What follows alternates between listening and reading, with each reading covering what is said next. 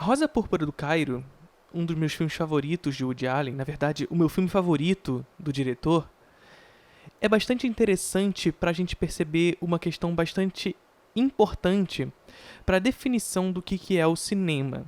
Não só do que é o cinema, como também do que é o cinema moderno. Por que eu digo isso? Porque o cinema, nos seus primórdios, ele teve a necessidade da diferenciação do que é a sua própria linguagem para as linguagens que até aquele momento estavam em voga. Então, para se consolidar como uma arte diferenciada, uma nova linguagem precisava ser estabelecida. E como essa linguagem seria trabalhada? Através da diferenciação do cinema, em especial para o teatro e para a fotografia.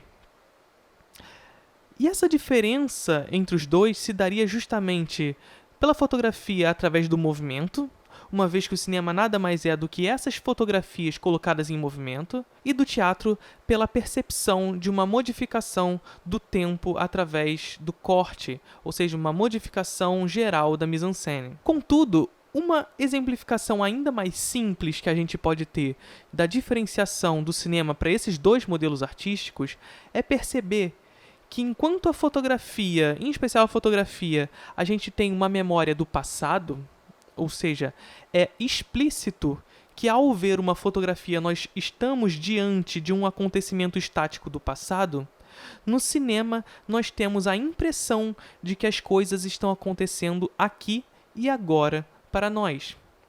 Existe então uma modificação temporal nas coisas que acontecem no cinema. E o Woody Allen ele vai brincar um pouco com isso em Rosa Púrpura do Cairo, à medida em que a sua personagem se vê constantemente dentro da obra cinematográfica. Ela se torna um agente menos passivo aos acontecimentos do próprio filme. Isso é o aqui e agora do cinema. É o aqui e agora proporcionado pela possibilidade do movimento e do corte. Não significa dizer, porém, que o cinema não é arte da memória. E aí a gente tem uma coisa que a gente precisa definir em definitivo no cinema. O cinema também é arte de memória. A diferença é que a linguagem do cinema é capaz de nos enganar nesse sentido.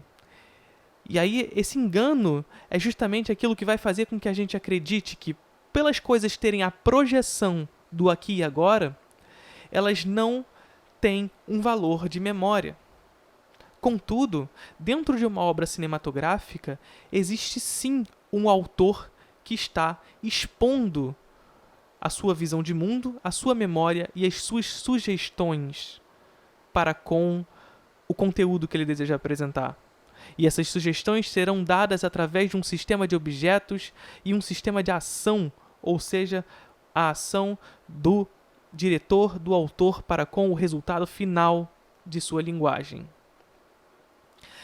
E também o cinema moderno se encaixa nessa percepção de Rosa Púrpura do Cairo do Woody Allen, justamente porque a diferenciação do cinema clássico para o moderno se dá da tentativa de desvencilhação da fluidez do cinema clássico para uma produção menos passiva da observação cinematográfica. E aí um ponto importante, é factual dentro do cinema que se existe uma coisa que define essa linguagem, é a posição passiva do espectador. Então, por isso eu disse aqui que o cinema moderno ele retira um pouco dessa passividade, uma vez que o espectador ele tem percepção sobre as técnicas que estão sendo utilizadas, justamente porque um corte é mais abrupto, um ângulo de câmera é apresentado de maneira diferenciada, fazendo com que o espectador perceba um autor por trás da obra. Não significa dizer que ele não é passivo. E por isso, Rosa Púrpura do Cairo é muito interessante para a gente entender como funciona a própria linguagem do cinema. Então é isso, galera. Mais um vídeo curtinho aqui no Cineplot. Espero que vocês curtam esse vídeo, se inscrevam no canal e, em especial, entre aqui no link da descrição para acessar o curso do Cineplot online. Espero que vocês adquiram e possam fazer o curso com a gente e até o próximo filme.